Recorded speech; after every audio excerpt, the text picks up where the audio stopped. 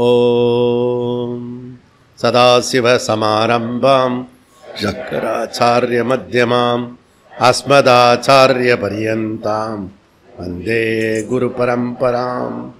ஓம் நாராயணம் பத்மபுவம் வசிஷ்டம் சக்திம் ச தத்புத்திரபராசரம் ச வியாசம் சுகம் கௌடபதம் மகாந்தம் கோவிந்தயோகேந்திரமதாஸ்ய சிஷ்யம் ஸ்ரீசங்கராச்சார்யமதாஸ்ய பத்ம பாதம் ச ஹஸ்தாமலகம் ச சிஷ்யம் தம் தோட்டகம் வார்த்திககாரமன்யான் அஸ்மன் குருன் சந்ததமானதோஸ்மி. ஓம் வியாசாய விஷ்ணுரூபாய வியாசரூபாய விஷ்ணவே நமோ வை பிரம்மநிதயே வாசிஷ்டாய நமோ நமः. ஓம் நமோஸ்து தே வியாசவிசாருதே புல்லாரவிந்தாயத பத்ரநேத்ர ஏன த்வயா பாரத தைலபூர்ணக பிரஜ்வாலிதோ ஞானமய பிரதீப. ஓம் வசுதேவசுதம் தேவம் கம்சசானூரமர்தனம் தேவகீ பரமானந்தம் கிருஷ்ணம் வந்தே ஜகத்குரும்.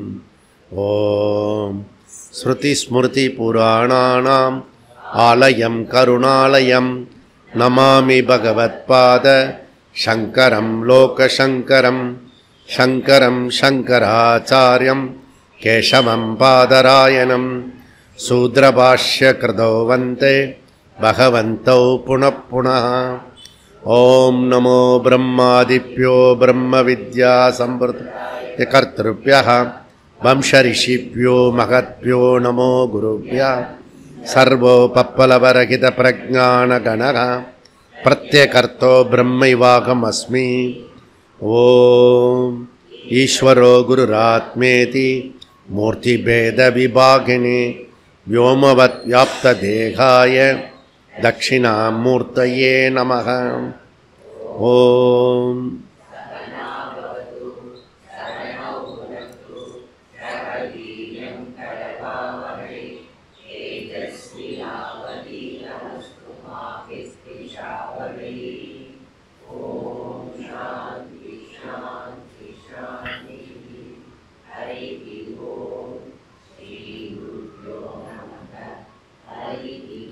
பக்கம் 93.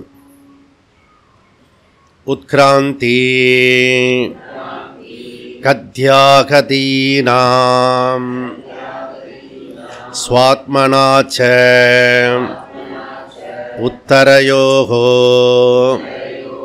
நானுஹு அதஸ்ருதேஹே இதி சேத்ன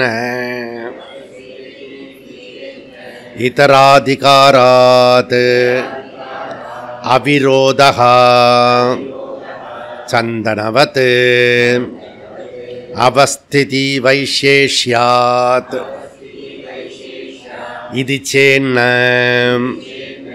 அப்யுபகமாத் ஹிருதிஹி குணாத்வா லோகவத் விதிரேகோ கந்தவத் तथा च दर्शयति पृथक् उपदेशात् तद्गुणसारात्वात्तु तद्व्यपदेशः प्राज्ञवत् यावत् आत्मभावित्वा च न दोषः तद्दर्शनात् वंशत्व आदिवत्वस्य सतः अभिव्यक्तियोगात् नित्य उपलब्धि अनुपलब्धि प्रसंगः अन्यतर नियमा वा अन्यथा. ஓகே, இன்னைக்கு நீண்ட இடைவெளிக்கு பிறகு இந்த 13வது அதிகரணத்தை இன்னைக்கு வெற்றிகரமாக முடிக்கிறோம். இப்போ வந்து இந்த 4 சூத்திரம் வந்து சித்தாந்த சூத்திரம். தத்குணசாராத்வாத்து தது வெபதேசகா பிராஜ்ஞவத் யாவத் ஆத்மபாபித்வாச்ச ந தோஷகா தத் தர்ஷனாத். இன்னைக்கு பும்சுத்துவ ஆதித்வஸ்யத யதகா சதகா அபிவக்த யோகாத் அது போகணும். அப்புறம் 32 முடிச்சிட்டோம்னா இது முடிஞ்சிடும். சரி, அப்போ உத்கிராந்தி கதி ஆகதி அப்படி சொல்கிறார். இந்த ஜீவா வந்து ட்ராவல் பண்ணுகிறான், இந்த சரீரத்தை விட்டு போகிறான், இன்னொரு சரீரத்தை எடுத்துக்கொள்கிறான். இது ஃபஸ்ட்டு சொல்கிறார். அதுலேருந்து வந்து ஜீவாத்மா வந்து லிமிட்டேஷனாக இருக்கிறது. அதை இன்டைரக்ட் டீச்சிங் வந்து வியாசாச்சாரியர் சொல்கிறார். இந்த ஜீவாத்மா நித்யா சைத்தன்ய ஸ்வரூபா, அதுக்கப்புறம் மறந்து போச்ச சர்வகதா. அப்போது ஏகதேசி மதத்தில் சொல்கிறது வந்து அணுத்துவவாதம், வேதாந்தி சொல்கிறது வந்து விபுத்துவவாதம். இதுதான் நீங்கள் சிம்பிளாக புரிஞ்சிக்க வேண்டிய ஒரு விஷயம். சரி, அதுக்கடுத்தது என்ன அப்படின்னா, அத்வைத வேதாந்தா ஃபஸ்ட்டு பிரின்சிபல் வந்து புரிஞ்சுக்கணும். அது என்ன அப்படின்னா, ரூலு எது ஸ்வரூபமோ அது எதனாலேயும் யாராலையும் மாற்ற முடியாது, ஈஸ்வரனாலேயே மாற்ற முடியும். இப்போ உதாரணத்துக்கு அக்னி வந்து உஷ்ணம். லோகத்தில் எந்த இடத்துலையும் அக்னி வந்து உஷ்ணமாக தான் இருக்கும். நீங்கள் வந்து இந்த அண்டார்டிகா கிட்ட போயிட்டீங்கன்னு வச்சுக்கோங்களேன், அங்கே உஷ்ணம் எப்படி இருக்கும்? ஸோ அந்த அக்னி உஷ்ணமாக தான் இருக்கும். அப்புறம் குழந்தை தொட்டாலும் உஷ்ணமாக இருக்கும், பெரியவா தொட்டாலும் உஷ்ணமாக இருக்கும். ஏன்னா அது ஸ்வரூபம், நேச்சர், இன்ட்ரன்சிக் நேச்சர். ஆனால் வெந்நி தண்ணி இருக்கு இல்லையா, சுடு தண்ணி எடுத்து வச்சுட்டு கற்றுன்னு கத்திட்டு இருப்பாங்க வீட்டில். குளிச்சுட்றா ஆறிட போகிறது. அந்த அனுபவத்தில் வந்து அது ஆறி அப்புறம் போய் குளிப்பான், அப்புறம் கத்துவான் தண்ணி சூடாக இல்லைன்னு. இந்த மாதிரி நம்ம வந்து இது. அப்புறம் சூடு இருக்குது காப்பியில், அதெல்லாம் என்னது? இன்சிடென்டல் நேச்சர், அது ஸ்வரூபம் இல்லை. புரியுதா? அப்போ சுபாவத்தை மாற்றலாம், ஸ்வரூபத்தை மாற்ற முடியாது. சில பேருக்கு என்ன நினைப்போம்னா, சுபாவமே ஸ்வரூபமாக இருக்கிற மாதிரி இருக்கும். அவர் கோபஸ்வரூபி அப்படிலாம் சொல்லுவோம். அப்படி கிடையாது. அதுக்குன்னு ஒரு காலம் வரும், அப்போ அவர் மாற்றிப்பார். அதுக்கு தான் வந்து நமக்கு ஃப்ரீவீல் கொடுக்கப்பட்டிருக்கு. என்ன ஃப்ரீவீல்? இந்த ஜென்மா இல்லைன்னா கூட இன்னொரு ஜென்மா, அப்படியே இந்த சிருஷ்டியில் முடியலன்னா கூட நெக்ஸ்ட்டு சிருஷ்டியில் திருந்துவான். அவ்வளோ ஃப்ரீவில் நம்ம சாஸ்திரத்தில் வந்து புஷ் பண்ணி கொடுத்துருக்கு. அதனால் கவலையே பட வேண்டாம் நம்ம. புரியுதா? நம்ம பிள்ளை இப்போ சொல்கிறத கேட்கல அப்படின்னா அடுத்த ஜென்மத்தில் யார் ஆற்றுலையே போய் பிறந்து அந்த அம்மா சொல்கிறது கேட்கும். அப்படியும் கேட்கல அப்படின்னா நெக்ஸ்ட்டு சிருஷ்டியில் கேட்கும். ஆகும்போது அந்த ஜீவா இருக்குல்ல, அது கண்டினியூ ஆகும். இந்த சூக்ஷ்ம சரீரம் இருக்குல்ல, புத்தி சம்பந்தம், அது கண்டினியூ ஆகும். அதை திருத்தி அது வந்து ஆத்மா அப்படின்றது புரிஞ்சுக்கிற வரைக்கும் ட்ராவல் இருக்கும். இதுதான் பாரதிய கலாச்சாரத்தினுடைய அடிப்படை விஷயம். இது என்ன பிரின்சிபல்? ஃபஸ்ட்டு பிரின்சிபல் புரிஞ்சுக்கணும்னா, ஸ்வரூபத்தை யாராலும் எதனாலும் மாற்ற முடியாது.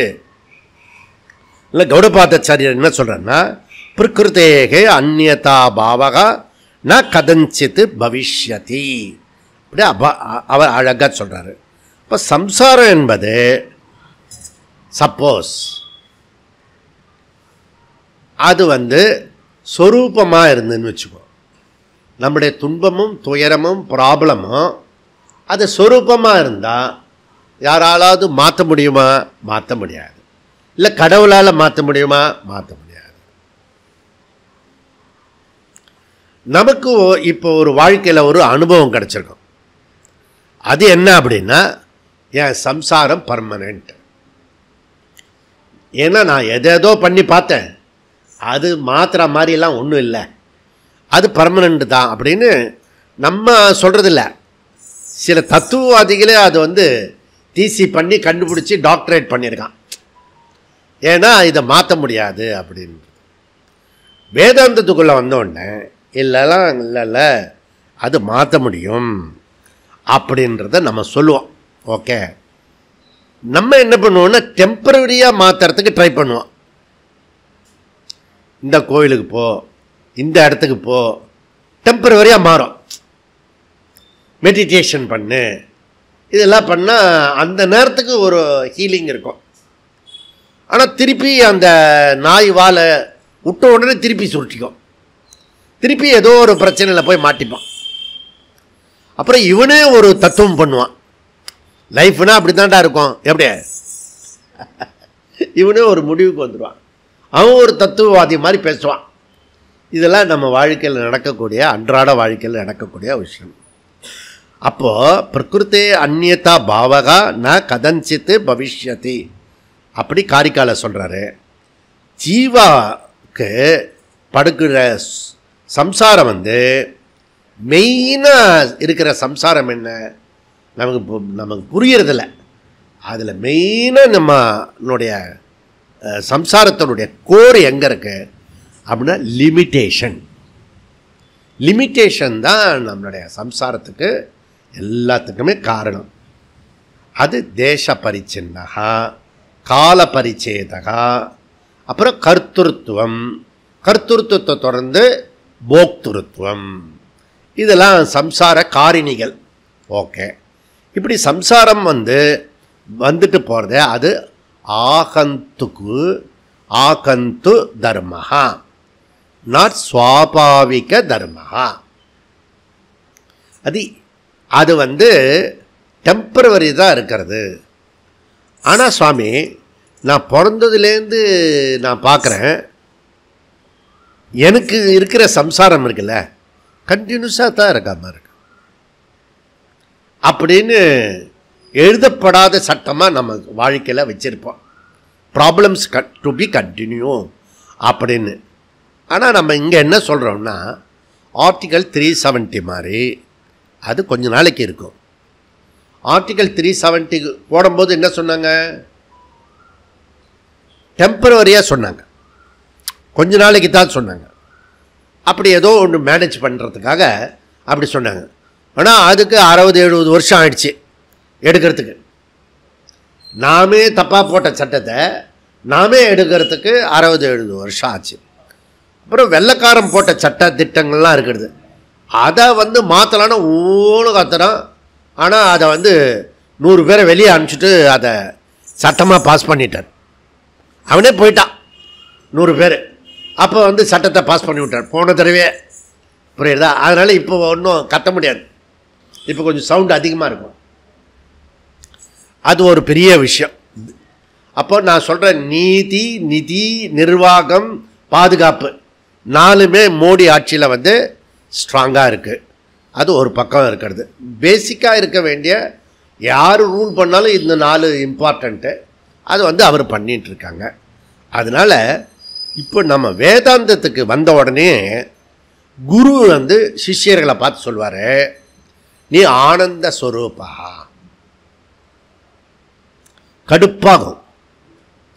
அப்போ தான் ஏகப்பட்ட ப்ராப்ளத்துக்குள்ளர இருந்து மீண்டு உள்ளர வந்திருப்போம்.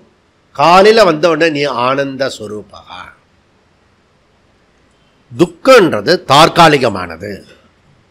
ஆனால் நம்ம அனுபவம் என்ன பேசுறது, ப்ராப்ளம் கண்டினியூஸாக இருக்கிற மாதிரி ஒரு ஃபீலிங் இருக்குது. ஃபீலிங் தான். ஓகே, ஏன்னா துக்கம்தான் உன்னுடைய ஸ்வரூபமாக இருந்ததுன்னு வச்சுக்கேன். சப்போஸ் நீ என்றைக்கோ செத்து போயிருப்ப. இன்னும் லைவாக இருக்கும்னா ஏதோ சம்திங் நம்ம லைஃப்பில் வேறு ஏதோ ஒன்று நம்மளை காப்பாற்றின்னு வந்துட்டு அதுக்குள்ளே இதுக்குள்ளே வந்துட்டோம் நம்ம. அது என்ன சொல்கிறாருன்னா, தற்காலிகமான்றத ஆணித்தரமாக வியாசாச்சாரியார் சொல்கிறாரு, தது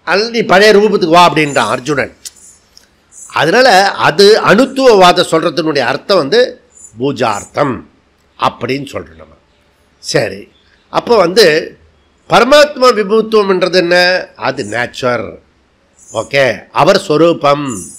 அப்போ இதில் எங்கே வருதுன்னா ஜீவாத்மா விபூத்துவமும் பரமாத்மா விபூத்துவமும் இஸ் ஈக்குவல் டு ஆத்மா விபூத்துவம். அப்படி புரிஞ்சுக்கணும். இருக்கிறது ஆத்மா மாத்திரம்தான் இருக்கிறது. நீ அனாத்மா விஷயத்தெல்லாம் வந்து கன்ஃபியூஸ் பண்ணிக்கிற.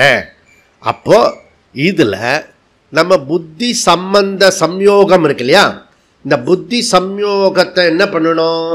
எதுக்காக மனித பிறவி கொடுக்கப்பட்டிருக்கு அப்படின்னா, நீ ஒரு நாள் செத்து போகிறதுக்காக இல்லை. நீ சும்மாவே இருந்தாலும் ஒரு நாள் செத்து போயிடுவேன். நோய் நொடியெல்லாம் தாக்காமல் சும்மாவே நீ டயத்தை பாஸ் பண்ணிட்டு இருந்தீங்கன்னா ஒரு நாள் வந்து சங்கு ஊற்றி பாட கட்டிடுவாங்க. புரியுதா? டிஸ்போஸ் வீட்டிலெல்லாம் வச்சுக்க மாட்டாங்க. நமக்கு இதெல்லாம் வாங்கி கொடுத்தாரு, அதெல்லாம் வாங்கி கொடுத்தாரு அப்படி சொல்லிட்டு ரெண்டு நாளில் 2 மணி நேரம் கூட வச்சுக்க மாட்டான். ஆளை வந்து டிஸ்போஸ் பண்ணி தூக்கி போட்டுட்டு. இங்கே நம்ம இங்கே ஏரிக்கரை தெருவில் ஒரு தாத்தா இருந்தார், நாகராஜன் பேர். புரியுதா? சடனாக அவருக்கு பல்ஸ் எல்லாம் போயிடுச்சு, எல்லாம் போயிடுச்சு. அவருக்கு நிறைய பொண்ணுங்க பசங்க எல்லாம் ஏகப்பட்ட பேர். அவன் ஒய்ஃபாக இருந்தாங்க, எல்லாம் கீழே தரையில் போட்டாங்க. அது அவங்க சம்பிரதாயம். தரையில் போட்டாங்க. அந்த ஆள் கண்ணு முடிச்சுட்டார். ஏடா சுற்றி நிற்கிறீங்க? அவர் ரொம்ப ஷார்ப்பு, டக்குன்னு புரிஞ்சுக்கிட்டாரு. அடா பாவிகளா, உங்களெல்லாம் படிக்க வச்சு வேலை வாங்கி கொடுத்து என்னென்னலாம் தனித்தனியாக செட்டில் பண்ணி ஒரு 10 நிமிஷம் தான் அந்த பெட்டில் படுக்க வைக்கிறது அப்படி கேட்க. ஆனால் ப்ராக்டிக்கலாக நானும் பார்த்துட்டேன் அதை. புரியுறதா? ஸோ அதாவது ஒரு செகண்ட் கூட வச்சுக்க மாட்டான். இவர் போயிட்டாரு அப்படின்னு கன்ஃபார்ம் பண்ணிட்டார்னா கீழே தூக்கி போட்டுருவான். புரியுதா? அவ்வளோதான். இந்த சரீரத்துக்கு அவ்வளோதான் மரியாதை. டஸ்ட்பினில் போட்டுருவான் கொண்டு போய். அதனால என்னன்னா, இந்த சரீரம் இருந்தால் தான் நம்ம வந்து கிளாஸ் எல்லாம் கேட்க முடியும். புரியுதா? இப்போ பர்பஸ் என்னன்றதை புரிஞ்சுக்கணும். இது அப்போ இந்த புத்தி சம்யோகத்தினால பிரச்சனை வருது. புத்தி சம்யோகத்தினால சம்சாரம் வருது. அப்போ என்ன பண்ணும்? சம்சாரத்தை எடுக்கிறதுக்கு என்ன பண்ணும்? புத்தி சம்யோகத்தினால பிரச்சனை வருதுன்னா புத்தி வியோகம் பண்ணணும். புரியுதா? அதுதான் ரெமெடி. அப்போ இந்த புத்தி சம்யோகம் புத்தி வியோகம்ன்றது நாட் ஃபிசிக்கல் ஆக்ஷன். புரியுதா? அது நாட் ஃபிசிக்கல். அது வந்து சூக்ஷ்மமாக இருக்கிற அத்தியாசம், மிஸ்டேக், எரர். புரியுதா? அப்போது புத்தி சம்யோக ப்ராப்ளம் வந்து புத்தி வியோக நீக்கிறது தான் ரெமெடி. அப்படி இருந்ததுன்னா, சப்போஸ் புத்தி சம்யோகம் வந்து சுவாபாவிகமாக இருந்ததுன்னா நீக்கிறதுன்றது குதிரை கொம்பாயிடும். பர்மனெண்ட்டாக இப்படி தான் இருக்கும், லைஃப்னா அப்படி தான் இருக்கும், சும்மா அழட்டிக்காது அப்படின்னு சொல்லி நாம் ஒரு தியரி பண்ணி அதிலேயே இருந்துட வேண்டியதான் புத்தி. அப்போ இது புரிஞ்சாகணும். அப்போ இந்த விஷயம் இருக்கு இல்லையா, intrinsic nature and incidental nature சொரூபமாக இருந்தால் அதை யாராலையும் எதனாலையும் வியோகம் பண்ண முடியாது. இது ஃபஸ்ட்டு பிரின்சிபல். இப்போ ஆத்மாவுக்கு சம்யோகம் வராது, வந்தால் நீக்க முடியாது. இது ரூலே, விதி. புரியுதா? இப்போ ஆத்மாவுக்கு சம்யோகம் வராது, அதனால் அதுக்கு வியோகம் தேவையில்லை. ஓகே, இது எப்படி இருக்குன்னா, பைத்தியம் தெரிஞ்சா அவனுக்கு கல்யாணம் ஆகும், கல்யாணம் ஆனால் பைத்தியம் தெரியும். ஆனால் இந்த கல்யாணம் நடத்த விடாமல் ஒருத்தன் இருப்பான் பக்கத்தில், கோவிந்தன்னு பேர், ஷார்ட்டாக கோண்டுன்னு கூப்பிடுவான். அவன் வந்து வர மாப்பிள்ளை இது இப்போ பொண்ணெல்லாம் வீட்டிலெல்லாம் தடுத்து நிறுத்திடுவாங்க. புரியுதா? நாம் கஷ்டப்பட்டு காலையில் எழுந்திரிச்சு வரோமா, எதுக்கு காலையில் போயிட்டுருக்க அப்படின்னு சொல்லி கேட்பான். கர்மஸ்ரத்தையாக நம்ம மேலே ஒரு அக்கறையோடு கேட்பான். புரியுதா? உடம்பு கெடுத்துக்காத, கொஞ்சம் ஒரு 1/2 மணி நேரம் தூங்கு என்ன, அப்படிலாம் நம்மளை வந்து ஹிதமாக, அவனும் சொல்கிறது வந்து ஹிதமாக இருக்கிற மாதிரி இருக்கு. சரி ஒழிஞ்சு போகிறேன், சங்கர மடத்துக்கு தான் போகிறேன், ஒழிஞ்சு போ. எதுக்கு சிதம்பரத்தில் போய் எடுக்கணும்? அது இங்கேயே எடுக்கிறது இல்லை, எந்த இடத்துல ஒன்று தானே அப்படி கேட்பான். எதுக்கு சிதம்பரத்தில்? அவன் கேட்கறது நியாயம் தானே. எதுக்கு போய் சிதம்பரத்தில் போய் கிளாஸ் எடுக்கணும்? அயோத்தியில் போய் கிளாஸ் எடுக்கணும், காசியில் போய் எடுக்கணும். சங்கர மடம் அழகாக இருக்குது, நமக்கு பாட்டு முன்ன மாதிரிலாம் புகைலாம் வரதில்லை, யாரும் யாகெல்லாம் பண்ணுறதில்ல, கோயிலை திறக்கிறதில்ல, காலியாக கிடக்கிறது. ஏதோ நம்ம வந்ததுனால இப்போ கொஞ்சம் ஆக்டிவாக இருக்கு. பூனை குறுக்க போகிறது உள்ளர நுழைஞ்சா அப்போ எலி இருக்குன்னு அர்த்தம். புரியுறதா? ஏன்னா அது உபயோகத்தில் இல்லை. இது வெளியில் இருந்தது பாவம் தாமரை, அதை வந்து இப்போ அகலிகை சாப்பம் மாதிரி அதுக்கு விமோச்சனம் கொடுத்து உள்ளே வச்சுருக்கோம், சாமி தூக்கி வச்சுருக்கோம். இப்போ நம்ம சாத்திரை மாதம் முடித்தோடனே தூக்கி திருப்பி வெளியில் போட்டுருவான். இது இப்போ நம்ம உட்காந்துருக்கலாம், இந்த இடம் இப்படி இருக்காது. ஒரு மாதம் கழிச்சு வந்து பார்த்தீங்கன்னா இதனுடைய கோலமே அலங்கோலமாக இருக்கும், லா பண்ணிடும். இப்போ தான் வந்து படிக்கட்டு கீழே கோலம் வந்திருக்கு. இன்னும் படிக்கட்டு வந்து இன்னும் ஒரு வாரம் ஆச்சு, அது இன்னும் பெருக்கலை. புரியுதா? அது இன்னும் ஒரு வாரம் பண்ண அதுக்குள்ளே கேம்ப் முடிஞ்சு போயிடும். இப்போ சௌச்சம் தான் ஐஸ்வர்யத்தை கொடுக்கும். அதை வந்து அந்த கனெக்ஷன் பண்ணுறதுக்கே ரொம்ப கஷ்டமாக இருக்கு. நீ ஏன் தரித்திரமாக இருக்க? உன் வீட்டில் எதாவது தொட்டு பாரு, அங்கெல்லாம் அழுக்காகும். நான் வரும்போது இப்படி உட்காந்துமா, அங்கெல்லாம் உட்காரதிங்க, நான் போட்டுருக்கோம்ல மரியாதை, அங்கேயே உட்காந்துட்டு போங்க.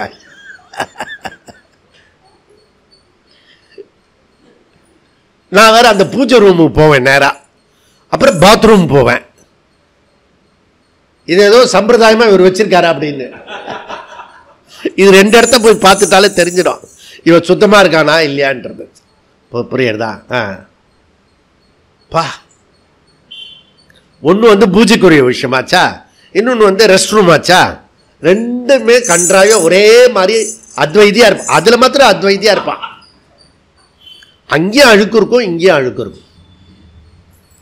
நீ எப்போ வந்து சுத்தமாக வீட்டுக்குள்ளே எல்லாமே எப்பயும் எடுக்கக்கூடிய அளவில் க்ளீனாக அரவிந்தாசிரம் மாதிரி வைக்கிறையோ, அன்னைக்கு தான் உனக்கு வந்து லக்ஷ்மியை எட்டி பார்ப்பான். அது வரைக்கும் லக்ஷ்மி அன்மேனிஃபெஸ்ட் ஃபார்மில் இருப்பான், மேனிஃபெஸ்ட் ஆக மாட்டான். புரியுதா? நீ வேணா போய் பாரு. சுத்தம்னா எதில் சுத்தம்? வீட்டில் சுத்தம், வெளியில் சுத்தம். இன்றைக்கி ஆடி வெள்ளிக்கிழமை, கொஞ்சம் பெருக்கி கிறுக்கி தொடச்சி அதை மாப் போட்டு அப்படிலாம் பண்ணலாம். அட்லீஸ்ட் பூஜை ரூமையாவது துடைக்கலாம்ல. எதோ இப்போ யார் சொல்கிறது, இதெல்லாம் சொன்னோம்னா நம்ம விரோதி ஆகிடுவோம். இப்போ இருக்கிறது இதுவாக போயிடும். ஏதோ போட்டோம். அப்போ புத்தி சம்யோகம் வந்து வரணும். அப்போ இது என்னன்னா, நெக்ஸ்ட்டு வந்து புத்தி சம்யோகம் இருக்க முடியாது. லாஜிக்காக பார்த்தீங்கன்னா இருக்க முடியாது. ஏன்னா ஆத்மா எப்படிப்பட்டது? அசங்கத்துவம். ஆத்மாவோட நேச்சர் என்ன? அசங்கத்துவம். புரியுதா? அப்போ அகம் ஆத்மா அசங்கத்துவம் புரியத்தான் சத் சங்கம் அவசியமாகிறது. ஏன்? துஷங்கத்துக்கு போயிடுவோம். World dependent to god dependent, god dependent to self dependent. புரியுதா? அவ்வளோதான் சொல்லுவேன். அதை விளக்கமாக நான் சொல்ல மாட்டேன். இருக்கிற 10 பேரை நான் இழந்துட்டேன்னா தொகுதியே டெபாசிட்டே இழந்துடும். நான் மேலோட்டமாக சொல்கிறேன், நீங்கள் டக்குன்னு புரிஞ்சுக்கோங்க. இதெல்லாம் வரும். இப்போ கௌடபாதாச்சார மொழியில் இதுக்கு பேர் என்ன? அஸ்பர்ஷ யோகா. அஸ்பர்ஷ யோகா அதாவது இந்த புத்தி சம்பந்தம் இருக்க, அது ஆத்மாவை தொடாது. புரியுறதா? அதனால அசங்கத்துவா. ஓகே, அப்போ இந்த அசங்கத்துவம், ஸோ வேதாந்த தீண்டாமை, அன்டச்சபிலிட்டி, வேதாந்த அன்டச்சபிலிட்டி நோபல் பரிசு கொடுக்க வேண்டியது. ஆனால் சோஷியலில் தீண்டாமைன்றது அது தப்பு, பாபம், பெரிய பாபம். புரியுறதா? அப்போ அந்த தீண்டாமை இருக்கக்கூடாது, ஆனால் வேதாந்த தீண்டாமை இருக்கணும். அதே இப்போ நான் சொன்னா வேற மாதிரி எழுதிட்டு போடுவான். புரியுதா? சுவாமியார் வந்து தீண்டாமை ஆதரிக்கிறார் அப்படின்றான். ஆத்மாவை எதனாலையும் தொட முடியாது, அப்படி அர்த்தம். ஓகே, இப்போ ஜீவாத்மாக்கு புத்தி சம்யோகமாக இருக்கிறது இம்பாசிபிள். ஓகே, அது இருக்க முடியாது. ஏன்? ஆத்மா அசங்கம் ஆகாசவத். ஓகே, செகண்ட் என்ன அப்படின்னா, புத்தியினுடைய வழியில் ஆத்மா போக முடியாது, போகக்கூடாது. ஏன் போக முடியாது, போகக்கூடாது சொன்னீங்கன்னா கரெக்டு. புத்தி சம்யோகத்துக்கு போகக்கூடாது சொன்னீங்கன்னா கரெக்டு, அது புரிகிற மாதிரி இருக்கு. போகவே முடியாதுன்னா எங்களால் போகிறத முடியறத, அப்போ நீ வந்து ஆத்மா கிளைம் பண்ணல அப்படின்னா. ஏன்?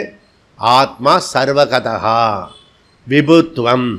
அப்போ இருக்கிறதெல்லாம் ஆத்மா தான் இருந்தால் உன்னுடைய புத்தி சம்பந்தன்றது நடுவில் எங்கே வரும்? அதுக்கு வேறாக எப்படி இருக்க முடியும்? புரியுறதா? அப்போ இதெல்லாம் புத்தியில் புரிஞ்சிக்க வேண்டிய விஷயம். சரி, அப்போ ஆத்மாவே எல்லாமாக இருக்கிறது. எஸ்து சர்வாணி பூதானி ஆத்மனி ஏவ அனுபஷ்யதி சர்வபூதேஷு ஆத்மானம் ததோ ந விஜிகுப்சதே தத்ர கோ மோகா சோ மோகா. மோகம் எங்கே வந்தது? சோகம் எங்கே வந்தது? யாருக்கு? ஏகத்துவம் அனுபஷ்யத. ஒன்றாக பார்ப்பவனுக்கு, நன்றாக பார்ப்பவனுக்கு, ஆத்மாவாக உணர்ந்தவனுக்கு மோகமும் கிடையாது, சோகமும் கிடையாது. மோகமும் சோகமும் நன்னா இருக்கு அப்படின்னா அவன் என்ன அர்த்தம்? அவன் ஒரு விஞ்ஞானி. எப்படிப்பட்ட விஞ்ஞானி? அஞ்ஞானித்துடன் கூடிய விஞ்ஞானி. அவன் மெய்ஞானியா ஆகணும். புரியுதா? அதுக்காக நம்ம இப்போ படிக்கிறோம். கன்க்ளூஷன் என்ன? சம்யோக இம்பாசிபிள், ஆத்மா அசங்கத்வாத். சம்யோக நாட் பாசிபிள், ஆத்மனா சர்வகதா. அப்படி சொல்லணும். மூணாவது பிரின்சிபல் என்ன அப்படின்னா, புத்தி சம்யோக வியோக என்பது நாட் பிசிக்கல் ஈவெண்ட். ஓகே, ரெண்டுமே இன்டலெக்சுவல் ஈவெண்ட். புரியுறதா? ஸோ மனசில் நமக்கு அஜ்ஞான பிராந்தி இருக்கிறது. அஜ்ஞான பிராந்தி. நல்லா போய் டாஸ்மாஸ்கில் ஃபுல் லோடு போட்டுட்டு வந்தான். ஏன்டி இங்கே நிற்கிற? பலார்னு ஒரு அறை விட்டா. அவ உன் அம்மாடா, 10 மாதம் சுமந்தன அம்மாடான்னு. நீ அம்மாவா? அப்போ அவள் எங்கே இருக்கா? அவள் உள்ளே இருக்கா. அப்போ நான் எங்கே இருக்கேன்? லோடில் இருக்கான். புரியுதா?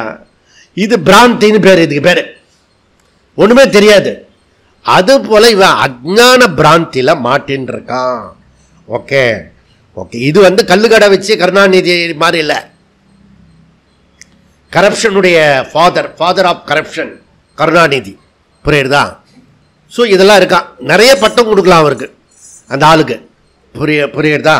அப்படி நமக்கு வந்து இதெல்லாம் கருணாநிதி பிறக்கிறதுக்கு முன்னாடியே இருக்கக்கூடிய டெல்யூஷன் இதெல்லாம். இது ப்ராப்ளம்.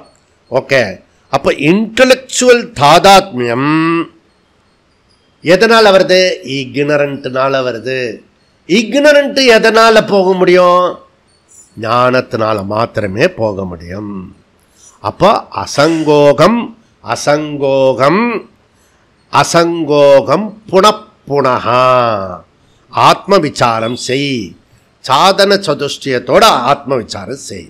இப்போ வியாசாச்சாரியர் 30ல் ஸ்ருதி பிரமாணம்னு சொன்னார்னா யாவத்து ஆத்மபாவித்வாச்ச அப்படின்னு விளக்கினார். இப்போ 31ல் என்ன சொல்கிறாருன்னா அதுக்கு ஒரு எக்ஸாம்பிள் கொடுக்குறார்.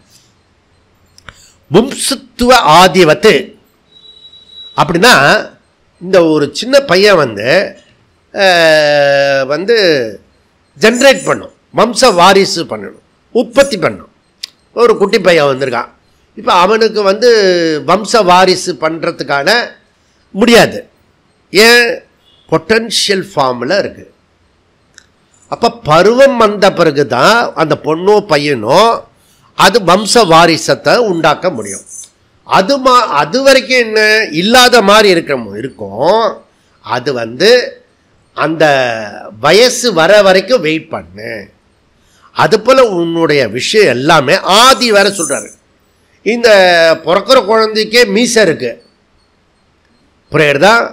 ஆனால் அது எப்போ வரும்? அப்பயும் மீசை முளைச்சின்னு வச்சுக்கோ, கஷ்டம் கர்ப்பப்பையிலே. ஆனால் அது கொழு கொழு கொழுன்னு இருக்கும். அப்புறம் மாறிண்டே வரும்.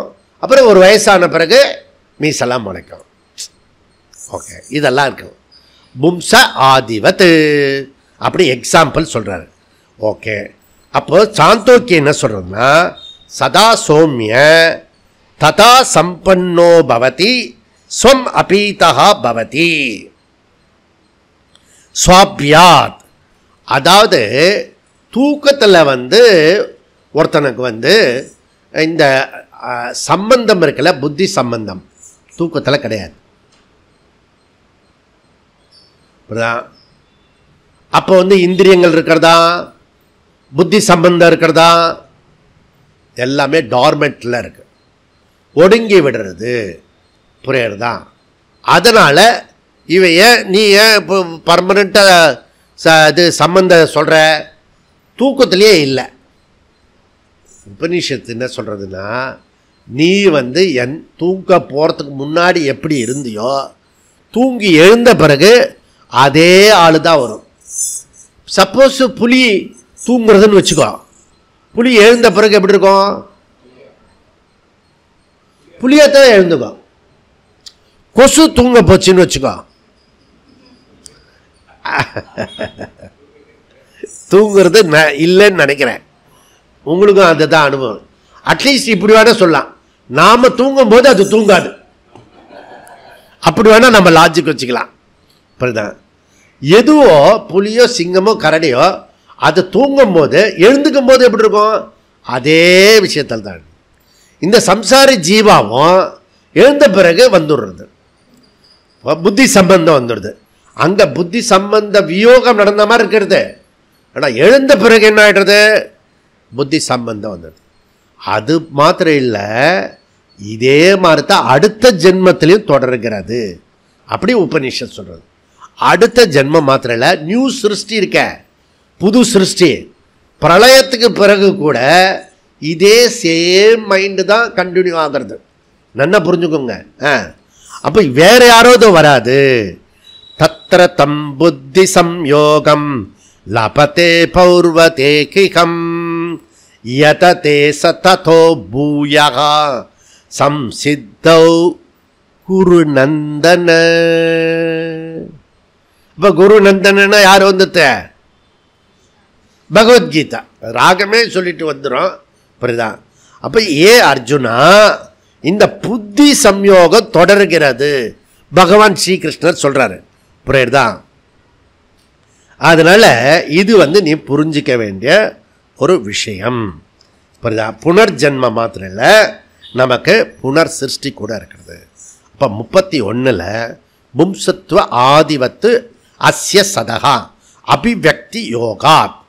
பும்சத்துவ ஆதிவத்து, கல்யாணமானவன் தன்னுடைய வாழ்க்கையில் வந்த பிறகு குழந்தைகளை பெற்றுக்கலாம். அந்த குழந்தை எப்போ குழந்தை பெற்றுக்கும்? அதுக்குன்னு பருவம் வந்தால் தான் முடியும். வெயிட். ஓகே. அப்போது ஸோ அது சில குழந்தைங்களுக்கு பெருசாக ஆனால் கூட மீசெல்லாம் முளைக்காது. ஏன்?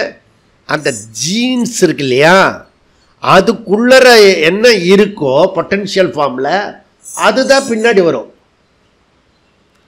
சில பேருக்கு குழந்தையே பிறக்காது, ஏன்னா அதில் இல்லை. புரியுதா? இருக்கிறது தான் வெளியில் வரும், இல்லாதது வராது. புரியுதா? நான் என்ன பண்ணுவேன்னா, அந்த பாரதியார் மீசை மாதிரி வச்சுப்பேன், சத்ரபதி சிவாஜி மாதிரி தாடி வச்சுப்பேன். புரியுதா?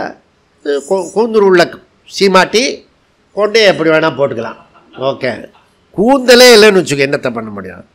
அப்போ பும்சத்துவாதிவத்து மனிதர்களிடத்தில் இல்லாமல் பின்னாடி வருகிறது. அதுபோல வியாசாச்சாரியார் அசத்காரியவாதியை நிராகரணம் செய்கிறார். இல்லாதிலிருந்து வராது அப்படின்றத அவர் சொன்னார். அஸ்ய பும்சத்துவாதிவத்து ப்ளஸ் ப்ளஸ் அஸ்ய, அங்கே கஜாபஜான் இருக்கு பாரு வேர்ட்ஸை, கூட்டு சொல்லு, அதை அப்படி பிரிச்சுக்கணும். அஸ்ய புத்திய சம்யோக அஸ்ய குருஷியல் என்னன்னா புத்தி சம்யோக மைண்டு வியக்தத்திலிருந்து அவ்வியக்தம். புரியுதா? அஸ்ய புத்தி சம்பந்த யோக அஸ்ய சதஹா அட்ஜெக்டிவ். புரியுதா? அஸ்யனுடைய அட்ஜெக்டிவ். அஸ்ய சதஹா அஸ்ய பதத்தினுடைய அட்ஜெக்டிவாக இருக்கு. புத்தி சம்யோகஸ்ய சதஹா. புத்தி சம்யோகம் பொட்டன்ஷியல் ஃபார்மில் இருக்கும். விழிப்பு நிலை வந்த பிறகு மீண்டும் எப்படி உறக்கத்திலேருந்து வரும்போது வருகிறதோ அதுபோல் இந்த சம்யோகம் நமக்கு வந்துகிறது. அதனால தான் நமக்கு என்ன சொல்கிறாங்க, 48 சம்ஸ்காரம் கொடுக்குறாங்க. இந்த கர்ப்பப்பையில் இருக்கும்போதே சம்ஸ்காரம் கொடுக்குறாங்க. அப்போ பண்புடை நாடிதுவே, பண்புடை நாடிதுவே, பண்புடை நாடிதுவே. அப்போ இப்போ இருக்கிற ஆச்சாரியர்களுக்கெல்லாம் என்னென்னா, அந்த குழந்தை எதுவுமே கற்றுக்கிறது இல்லையா. மாடர்ன் எஜுகேஷன், மாடர்ன் ஃபிலாசபி இதெல்லாம் படிக்கும்போது அங்கே அந்த கரணத்தை பற்றி சொல்லியே கொடுக்கல. 24 வருஷம் படிக்குதுல்ல, 24 வயசு கழிச்சு வரும்ல, அதுக்கு மனசுனா என்ன, புத்தினா என்ன, சித்தம்னா என்ன, அகங்காரம்னா என்ன, இதை சொல்லிக் கொடுக்காமே அது திறமையை மாத்திரம் கற்றுக் கொடுத்து சிரத்த பக்தி அந்த சுவாமி இருக்கிறதெல்லாம் சொல்லியே கொடுக்குறதில்ல எஜுகேஷனில். அப்படிப்பட்ட பையன் பொண்ணு எப்படி இருக்கும், ஒன்றும் பேச்ச கேட்காது. புரியுதா? ஏன்னா அது அப்படி தான் இருக்குது, எஜுகேஷனில் ப்ராப்ளம். அப்போ இதுக்கு வரணும்னா இந்த விஷயம் ரொம்ப ரொம்ப இம்பார்ட்டன்ட். அப்போ இந்த ஒரு ஆச்சாரியனா இருக்கணும்னா இப்போ என்ன பண்ணணும், முதல்ல பண்புகளை வளர்த்து, அப்புறம் தானம் தவம் யஜ்ஞத்தை சொல்லி கொடுத்து, அதுக்கப்புறம் சமய வாழ்க்கையில் ஈடுபடுத்தி, அதுக்கப்புறம் சாதன சதுஷ்டயத்தை சொல்லி கொடுத்து, அதுக்கப்புறம் வகுப்பு நடத்தி ஞானத்தை கொடுத்தாதான் ஞானம் ஞானாதேவ மோக்ஷம் வரும். புரியுதா? ஞானாதேவ கைவல்யம். அப்போ எப்போ வரும், எடுத்தோடனே வந்துருமா? வராது. இதுக்கு முன்னாடி இவ்வளோ ஸ்டெப் இருக்குது. இப்போ இருக்கிற ஆச்சாரியர்களுக்கு பொறுமையும் இல்லை. இந்த பண்பெல்லாம் சொல்லிவிட அதெல்லாம் நீ கற்றுக்கிட்டு வந்தீங்கன்னா தான் நான் உனக்கு சொல்லிக் கொடுப்பேன் அப்படின்னு. அவன் கற்றுட்டு வரமாட்டான். அதனால் எப்படியோ மேனேஜ் அதுவும் மேனேஜ்மெண்ட்டு தான், வேதாந்தமும் மேனேஜ்மெண்ட்டு தான், ப்ராப்ளம் தான். புரியுதா? அதனால் கடைசியில் நம்ம சுலபமாக புரிஞ்சிக்கணும். ஓகே, ஸோ இது நம்ம சொல்லி முடித்தோம்.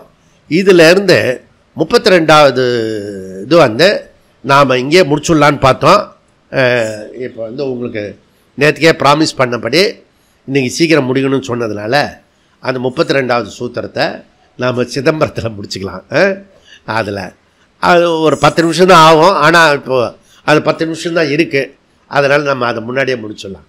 ஓம் பூர்ணமத பூர்ணமிதம் பூர்ணாத் பூர்ண முதச்யதே பூர்ணஸ்ய பூர்ணமாதா பூர்ணமேவாவசிஷ்யதே.